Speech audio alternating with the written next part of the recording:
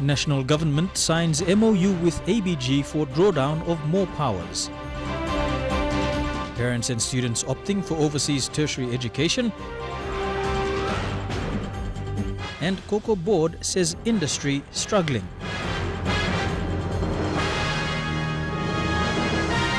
This is National EMTV News with Mary Bartolo.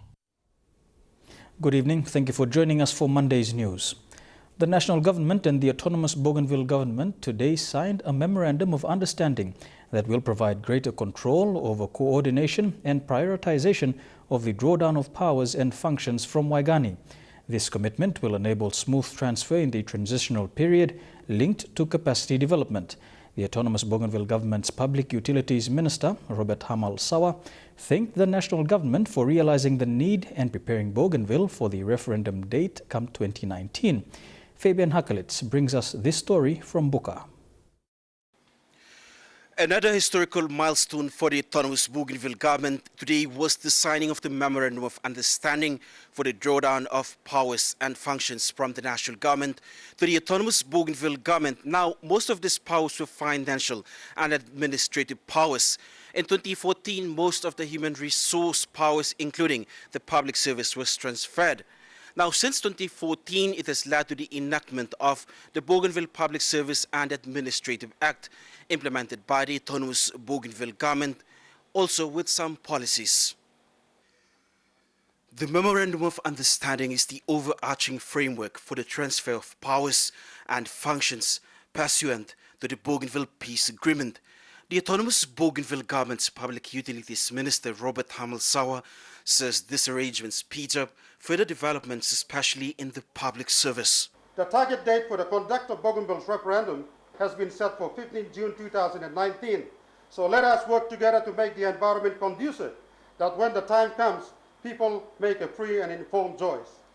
While powers are being transferred, Minister Sawa says functional evaluation must be conducted, and this will happen through investments on capacity building, where we can then initiate innovative systems, methods, products, personalities to make the public service mechanism perform more efficiently and effectively.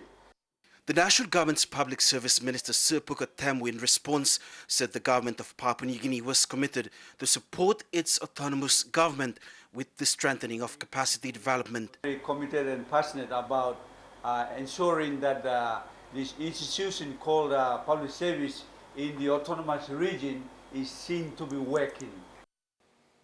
Now, the national government's Public Service Minister, Sir Puka Temu, says that the national government will continue to work with the autonomous Bougainville government to ensure that these powers are transferred before Bougainville becomes an independent nation.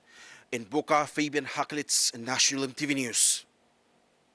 Meanwhile, the autonomous Bougainville government's Public Utilities Minister, Robert Hamal Sawa, appealed to Prime Minister Peter O'Neill for an urgent joint supervisory body meeting. This important meeting must be held before the elections. Again, Fabian Hakalitz. There is an urgent need for a joint supervisory body meeting to be held before this year's national general election. The autonomous Bougainville government's Public Utilities Minister, Robert Hamal Sawa, says this meeting is important to discuss some of the resolutions. With the autonomous Bougainville government on the drawdown of powers, and also with the Office of Peace referendum, we have actually just resolved and passed some resolutions that it needs to be discussed during the JSB meetings, so Puka Temu. This request will be delivered to the Prime Minister by the national government's Public Service Minister, Sir Puka Temu, who sees this meeting as important to discuss matters agreed upon at the joint supervisory body meeting in Arawa, Central Bougainville. Minister Temu says the big issue is referendum. Those are the big ticket items that the national government need to work in collaboration with the government on the ground to make sure that we tick off all those outcomes that we want to achieve. In Buka, Fabian Hakalitz, National EMTV News. With limited spaces for tertiary students in Papua New Guinea, any opportunity for further studies is embraced by parents and students. This is the case with Central Province students who have taken up scholarships to go to Malaysia for further studies.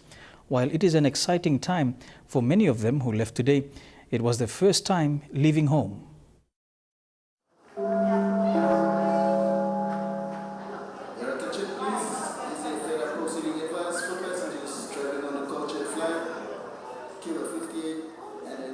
They were there as early as 9 a.m. for a 3 p.m. flight to Singapore that will connect them to Kuala Lumpur. The students wore uniform shirts, clearly outnumbered by family members. It will be the first overseas trip for many of them. The scholarship arrangement is between the Central Provincial Administration and 2 Malaysian companies. The companies, Jaya Corporation and Iris, will have access to land in Central Province to build a satellite town. In exchange, they will pay for boarding, tuition fees and allowances for Central Province students to study in Malaysia. The Central Province government will take care of travel fares and selection. The 19 students that left today is the second group. The first group left last year, all bound for Seri, Stanford College, Malaysia. Another 53 will follow in the coming weeks. For Gewa from Rigo, this is a second chance. Actually, I was in my grade 12 selection. It didn't came out well, so I applied for this. When I saw my name, I was excited. It's like second time. Second chances come. And it's something her mother is still coming to terms with. Well, at this moment, I'm worried because she's leaving me.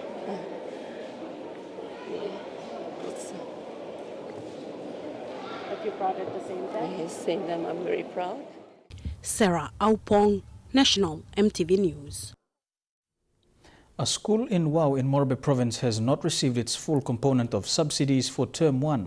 Samson Wangi, head teacher of Kasangare Primary School, says his school's share of the tuition fee-free funds have dwindled over the 5 years he has taught there. In the last 3 years, the funding has gone from 30,000 kina to 8,000 kina shared in components.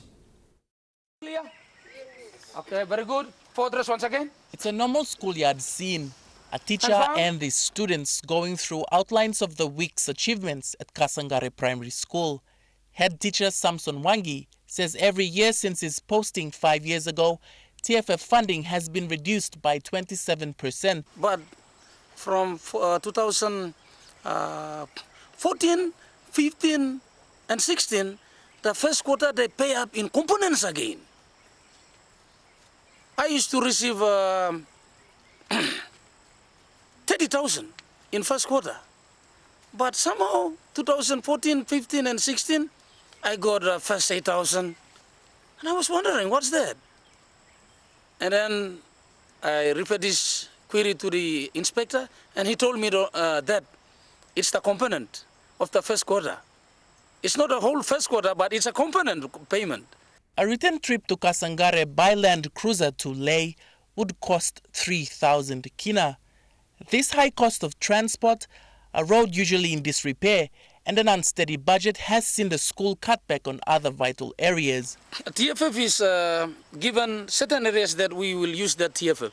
One is infrastructure, curriculum and stationaries, and general administration. 3. So how can I divide this equally into these certain 3 big areas? So as you can see now, I don't have infrastructure here because it just can't. It can't work. The money is too small. But this has not stopped Wangi and his teachers from teaching with the little resources they have. They are asking the government to come good on the promise of a policy. Harry Egimbari, National EMTV News, Leh. The Royal Papua New Guinea Constabulary is looking at turning the burnt police post at Leh's Voko Point area into a water police base. Deputy Police Commissioner and Chief of Operations Jim Andrews says they are trying to take this option given that the department has 4 boats available and are looking for a better location to berth them. Martha Lewis with this report. The police headquarters is in dialogue with the Divisional Commander for Northern Region, Peter Guinness, to turn the property into a water police base. They will be also talking with the provincial administration if the land can be given to the police department. See if they could give us that piece of land where there is a law and order situation is on every now and then. So I hope that when we put a water police there, the problem will be eased. Andrews, while commenting on the other police posts that were banned in the province, says the police headquarters is also obliged to supply manpower in areas where there is a police post. This is to help serve the local community. However, for now, they are unable to do so due to the limited number of officers. Our manpower strength is around 6,750. The current government's directive is to raise that number to 10,000 in 2018. But we have already trained 6,700. So we need another 3,000. And if we reach that mark, then we'll be able to cater for these police posts. Currently, it's very, very difficult. The Voco Point police post was banned by a number of suspects from a nearby settlement last month. For now, the Leh Metropolitan Command is looking at ways to restore police presence in an area that had a high rate of petty crimes until the police post is re-established. This police post is the second one to be attacked in a space of 6 months. The West Taraka police post was the first to be banned. Mata Luis, National EMTV News, Leh. You're watching National EMTV News. Among stories after the break, male advocacy training and cocoa farming regaining interest after the cocoa pod borer disease, and Manu Manu landowners query the Commission of Inquiry. Stay with us.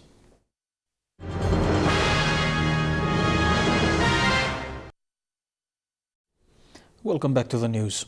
A senior worker engaged in addressing gender-based violence in Morobe says more male advocacy training is needed to educate men in their behavior and attitude towards women and children. Zwabe Tinning, chairperson of the Family and Sexual Violence Action Committee in Morobe, believes the number of survivors are mostly women who become victims of men. She says the government needs to recognize their work by assisting them to carry out male advocacy training. Tinning says most people assume that gender-based violence occurs between a man and a woman, but it is more than that. It is about the power and control a person has over another man, woman or child. Tinning believes more awareness is needed to educate men to understand themselves and ways to help men improve their behavior and attitude towards women. Tapos yung looking number of blol survivors they mol marry na mostly or si bagrab lahan blol man. So mi plan need lo educating plenty man lo mi plan lo especially Family Protection Act and other things that man and false sort lo information long and that no help him immediately stop. If we can, if the government or private sector can support him this la program lo male advocacy more inside the province, I believe we can help him all man lo understand him all na improve him attitude na behavior blol towards me blol Mary. About 15 survivors go to them for advice or counseling. On average, about 200 survivors visit the GBV section for first intervention. Gender-based violence is a broad name that covers about 7 different forms of violence, including physical and sexual violence. Tinning says through her experience working in the field, survivors suffer from either one of the 7 forms of violence. I see all of this in play, low life blood survivors. It's not just one type of violence that they are experiencing, it's more than one they are experiencing every time people come across law or come looking people help him. Most survivors are women and their children. There are also cases of male survivors. However, most men and other marginalized groups who are experiencing some form of violence in their homes do not speak out.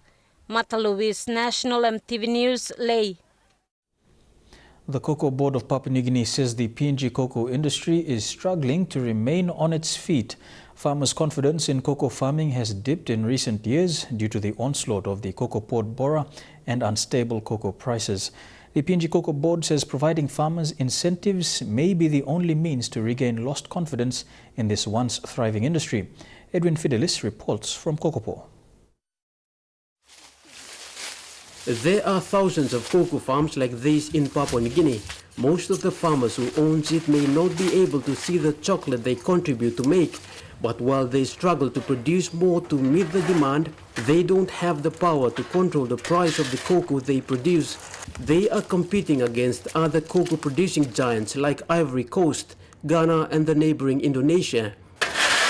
But cocoa is a struggling industry in recent years in Papua New Guinea. The impacts of the Cocoa Port Bora or CPB and the unstable cocoa price were enormous, pushing its supply to an all-time low.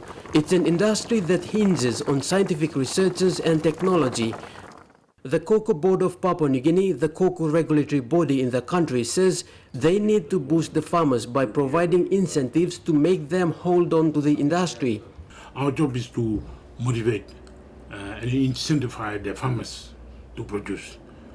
We don't produce, we don't own the cocoa tree. The cocoa tree is owned by the farmer. And so it's the farmer. We need to focus on how we incentivize and we motivate farmers to stay in production. In the pre-CPB days, Papua New Guinea exports about 30,000 tons of quality cocoa every year. That's equivalent to more than 2 million kina. But the coming of CPB has slashed PNG's cocoa export by half.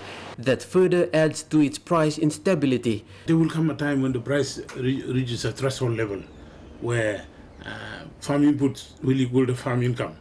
We will have to look at support from government in order to subsidize our farm inputs. The Cocoa Board and its sister organizations know all too well that there is little they can do to hold back the industry, and that is by introducing new CPB-tolerant planting materials and subsidizing prices to encourage farmers to continue producing quality cocoa.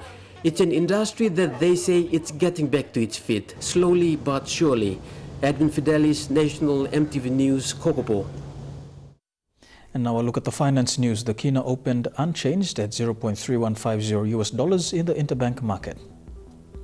At Bank South Pacific, your kina was buying $0.3075, $0.3966 Australian dollars, $0.2842 euro, and 34.41 Japanese yen. Looking at commodity prices at New York close, gold closed higher, coffee and cocoa closed lower, while copra closed the day unchanged.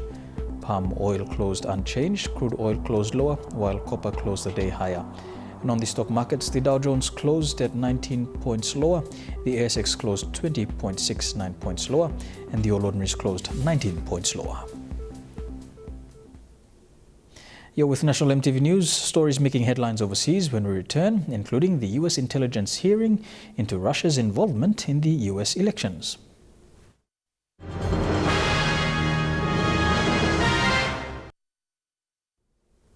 Welcome back to National EMTV News.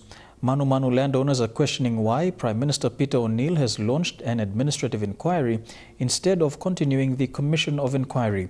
The landowners say they are worried that the administrative inquiry will not cover the 6 points recommended in the terms of reference. They say a COI has legal powers to summon witnesses to testify and call for documents to be tendered during its proceeding, making the Commission of Inquiry more transparent than an administrative inquiry.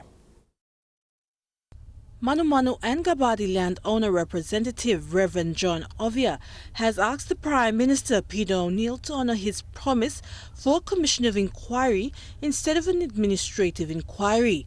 They also questioned how all the portions of land were state land.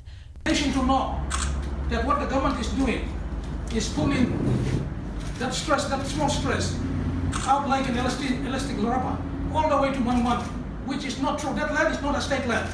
That's a customary land. The demand for the Commission of Inquiry is based on the following reasons. 1. The Commission of Inquiry has legal powers to summon witness to testify and call for documents to be tendered during its proceedings.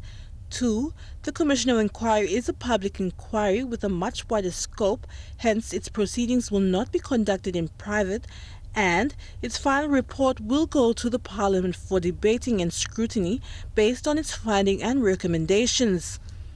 No less than 3 kilometers by 3 kilometers. That's a state land. We know that. Our people know that. All of Gabadi people know that. But what we are so disappointed about is the government elongating the initial state land like an elastic rubber all the way to the coastline and right out into the middle of Pacific Ocean.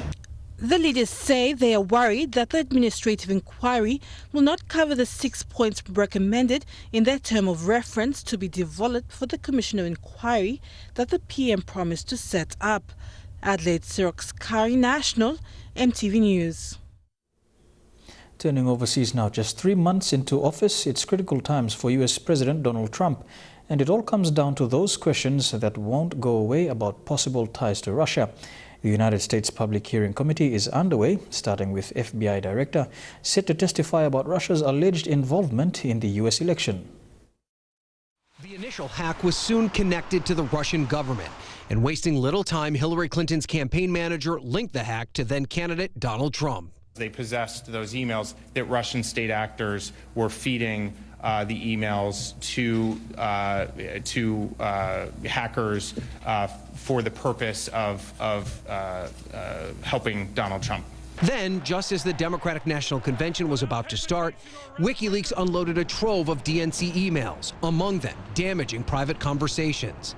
It did not take long for the Republican nominee, Donald Trump, to embrace the hack and Russia's potential involvement.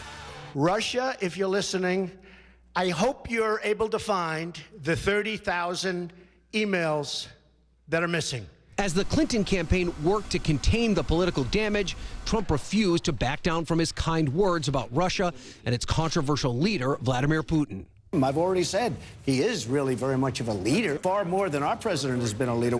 Days before the second presidential debate in October, two major bombshells. First, the Department of Homeland Security and Director of National Intelligence issued a statement blaming Russia for the hack. And second, WikiLeaks released another batch of stolen emails, unloading the inbox of top Clinton advisor John Podesta. At that debate, once again, Trump attempted to take the focus off Russia. She doesn't know if it's the Russians doing the hacking. Maybe there is no hacking. WikiLeaks wasn't done. More DNC emails were released on November 7th. The next night, a new president. I pledge to every citizen of our land that I will be president for all Americans. As he started to build his new administration, Trump still resisted blaming Russia. It could be somebody sitting in a bed someplace. I mean, they have no idea. President Obama ordered a full review of how Russia meddled in the election, which concluded it was working to help Trump. Based on uniform intelligence assessments, the Russians were responsible for hacking the DNC. Just 22 days before Trump took office, President Obama imposed new sanctions on the Russian government. On that same day, incoming National Security Advisor Michael Flynn spoke on the phone with Russian Ambassador Sergei Kislyak. It was later revealed he also texted the ambassador and met with him in person at Trump Tower, an administration official has told CNN. Trump associates, including Vice President Mike Pence, called the meetings introductory. They did not discuss anything having to do with the United States' decision to expel diplomats or impose a censure against Russia. But that turned out not to be true. Flynn specifically spoke about the sanctions. But Flynn wasn't the only one.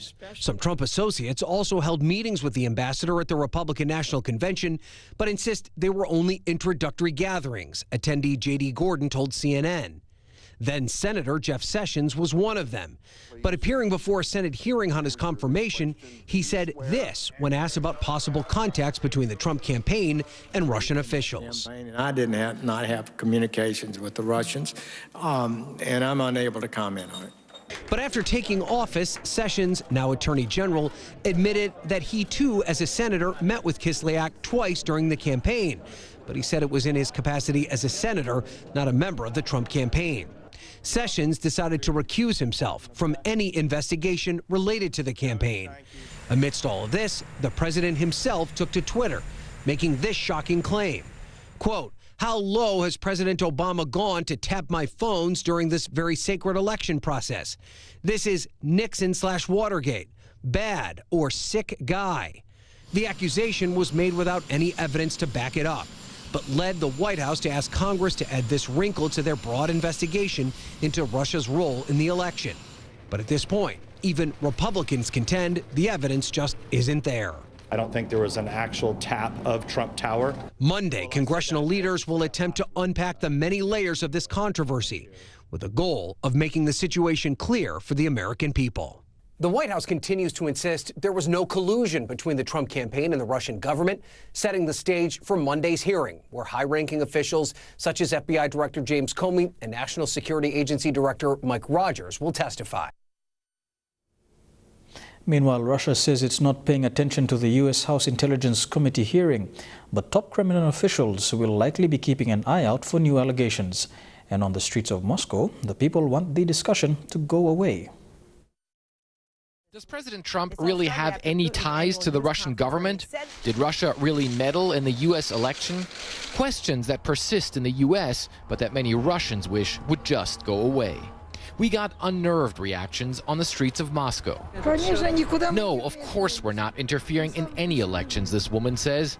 And this man adds, in Russia, we have an old saying, a bad dancer always has an excuse. The Americans blame Russia for everything. It's not true. I like Americans, he says. They're normal people, but this is just crazy. If they say all this, it means that Russia is more powerful than the U.S. Russian, mostly state-run media has been lashing out at Western coverage of the Trump-Russia relationship, especially at CNN. A gift to the Kremlin when you look at the timing. Vladimir Putin's spokesman lamenting what he calls American hysteria. And the fact that Russia is being demonized in that sense comes very strange to us. And we are really sorry about that. All this after both Donald Trump and Vladimir Putin expressed mutual admiration during the campaign. He is a brilliant and talented person without a doubt. In terms of leadership, he's getting an A. Russian officials acknowledge they were pleased when Donald Trump beat Hillary Clinton in the U.S. election. But they also expected results, better U.S.-Russian relations, and possibly an easing of sanctions slapped on Russia over the Ukraine crisis. Now, that hope is fading, one expert says. They were giving him a chance. They still are giving him a chance. But they're becoming more realistic about Trump, about the United States more generally. And I think that basically they're not looking for a major breakthrough. Some Russian officials compare the current mood in the U.S. to the days of McCarthyism. And many Russians say they believe their country is being demonized at a time when they were hoping relations with America would improve. In the U.S., a Holocaust survivor has been asking a very important question. The question simply, why do people hate? She asked students exactly that at the U.S. Holocaust Memorial Museum recently. Her question comes against a backdrop of a new wave of anti-Semitism with a series of bomb threats against Jewish community centers.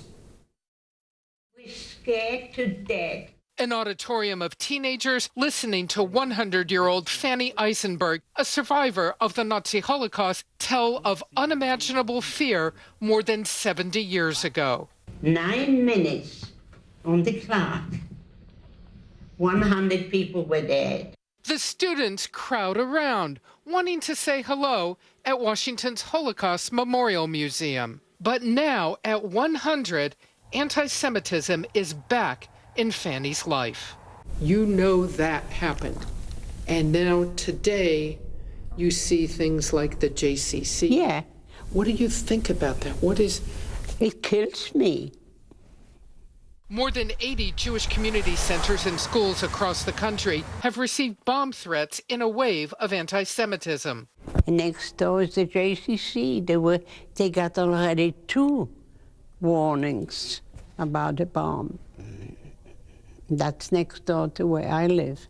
Explain to people what you think about all of this. I'm afraid to because I'm too honest. Tell me. No, it hurts me. And I say, of all the places in the world. For elderly Holocaust survivors, a struggle once again to understand why. So where do you stop it?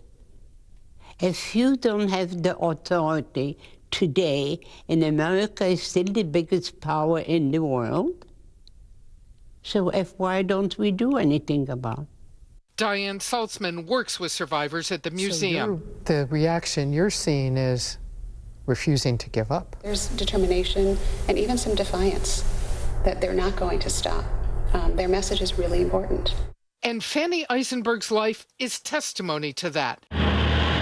When the Nazis invaded Belgium in 1940, she had to send her daughter Josiane into hiding. She wouldn't see her for years. Even now, Fanny says the decision to separate was unbearably hard. How do you put the child away? That's the only thing I had. She joined the resistance, hiding Jews and working as a courier before she was exposed to the Nazis and sent to Auschwitz, surviving Nazi medical torture. The family eventually reunited and coming to America. Today, she and other survivors struggle to understand a simple question. Why do people hate? And I try to make people understand you cannot love each other, but you could understand others. You don't have to hate anybody. You're with National EMTV News. Trukai Sports is next. We have the Hunters, NRL, athletics and more. All that after these messages.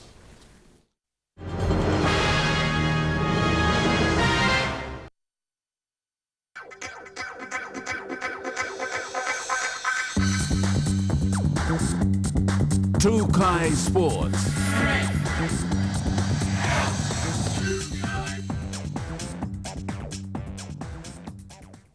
Welcome to Trukai Sports. The SPPNG Hunters arrived today after a gritty 22-20 win over the South Logan Magpies yesterday. A limping Willie Minoga scored 2 tries in their win. The Hunters have now secured 3 wins and will play the next match against the North Devils this weekend. Despite the win, there is areas of improvement that the team will need to work on. They play their round 4 match at the National Football Stadium this coming Sunday at 3 p.m. To the NRL, round 3 of the Telstra Premiership has seen some big upsets over the weekend. This also includes many players facing suspension for misconduct on the field. Another nail-biter between the Storms and the Broncos on Thursday night kept the fans on their feet all throughout the 80 minutes. Yet again, Captain Cameron Smith and Cooper Cronk guided the Storm to another victory after they managed to score a few minutes before full-time. Take the free on, play on! Back for Addo, play on! The Warriors got beaten again by the might of the Canterbury Bulldogs in the first match of the doubleheader on Friday night. In the second match, the Eels, though leading at halftime, could not contain the Titans in the second half, losing 26 points to 14. A brutal match on Saturday between the Newcastle Knights and the South Sydney Rabbitohs was played at McDonald Jones Stadium. The match was very intense, which saw 3 players from the Rabbitohs being put on report and will miss round 4. The Roosters continued their winning streak after another close encounter with the Panthers, beating them 14 points to 12. The Sea Eagles embarrassed the Cowboys on Saturday afternoon after thrashing them 30 points to 8 at Smiles Stadium. On Sunday, the Raiders humiliated the Tigers 46 points to 6. The Tigers' only try came from an intercept 10 minutes into the first half. If you've got a winning ticket in your pocket, just get around the back and collect. After that, it was all brilliance and class from the Raiders. But everyone here at the Raiders is prepared to pass. Austin chip kicks across from Rapana to get another one. Also another big upset as the Dragons edged out 2016 premiers the Sharks 16 points to 10. Elijah Levet, National EMTV Sports. Adrian Monagi set new national records at the outdoor track and field competition in the United States. Monagi improved her national heptathlon record set in the College Division II Championships last year. At age 21, Monagi holds the PNG national record in heptathlon and competes for college athletics in San Angelo, Texas. Competing alongside Monagi is teammate Kami Norton, who placed second at the recent Indoor Nationals. The 2015 Pacific Games gold medalist ran a personal best time of 14.34 seconds in the 100-meter hurdles and 11.04 meters in shot put, tallied her final score just over 5,000 for the 7-event heptathlon. And we'll have more of Trukai Sports after these messages. Stay tuned.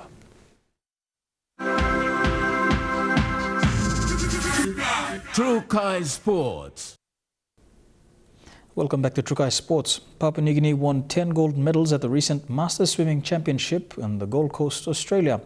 This is part of a total of 15 medals, 3 silver and 2 bronze, bagged by Team PNG. The team of 7, led by PNG's Golden Fish, Ryan Pinney, consisted of Anika Sito, Ben Fretton, Annalisa Mopio-Jane, Ashley Sito, Dimitri Fraser and Shannon Liu. The team competed in their individual categories, mixed freestyle relays, men's medley and men's freestyle relay. Pinney took gold in the 50-meter butterfly and freestyle, and Ashley Sito and Mopio-Jane also took gold in their respective races, while the rest of the team pocketed silver and bronze. The Australian National Masters Swimming Competition attracted swimmers up to the age of 99. The next event will be held in Western Australia. To cricket, and the Hebo PNG Barramundis will play their opening match tomorrow against Team Middlesex in the United Arab Emirates. The match will be the first one-day international of the World Cricket League Championship Round 5. Skippering the team will be PNG's leading batsman Asad Vala.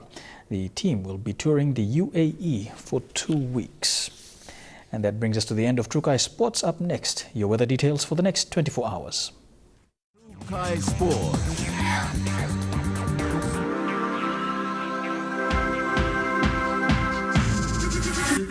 Trukai Sports.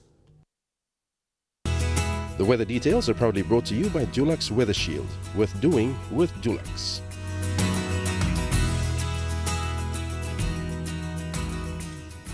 Here's a look at the weather for the next 24 hours. We begin in the southern region. Port Moresby, mostly fine, although partly cloudy at times with a top temperature of 31 degrees. Mostly fine but cloudy later in Daru. Mostly fine in Kerema and Alotau. Partly cloudy in Popondetta with a top temperature of 31 degrees. To the Momasa region, mostly fine in Lae. Showers in Wau. Brief showers in Madang with a top temperature of 31 degrees. 31 as well, but mostly fine for Wewak and Vanimo. To the New Guinea Islands region, partly cloudy in Lorengau and Kavieng, fine, becoming cloudy in Kokopo and Rabaul, partly cloudy in Kimbe, cloudy with rain in Buka, a top temperature of 31 degrees. And in the Highlands region, Mount Hagen, Goroka, Kundiawa, Mendi and Wabeg, all these major centers can expect fine weather, becoming cloudy. To a look at the forecast for small ships for tonight and tomorrow. Waters of southern PNG Indonesian border through Torres Strait and Daru to Kiwai Island to Kerema, Yule Island, Hood Point to Samarai Island, and with waters of eastern and western Milne Bay Islands, seas 0.5 to 1 meter. Waters of Samarai Island to Cape Vogel to Finschhafen, with waters of Finschhafen through Vitia Strait, Siasi Island, Long Island, with waters of Long Island to Medang, Bogia, Wewak, Aitape, Vanimo, and the northern PNG Indonesian border, with waters of Manus and its western group of islands, and waters of New Ireland to New Britain, Bougainville, seas 0.5 to 1.3 meters.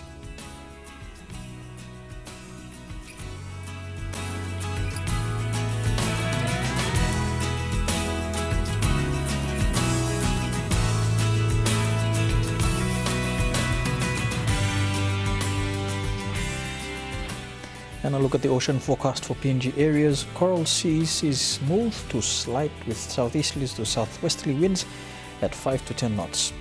Solomon Sea sees slight with west to northwesterly winds at 10 to 15 knots. Bismarck Sea sees slight northwesterly winds at 10 to 15 knots. And the Pacific Ocean sees slight with northeast to northwesterly winds at 10 to 15 knots.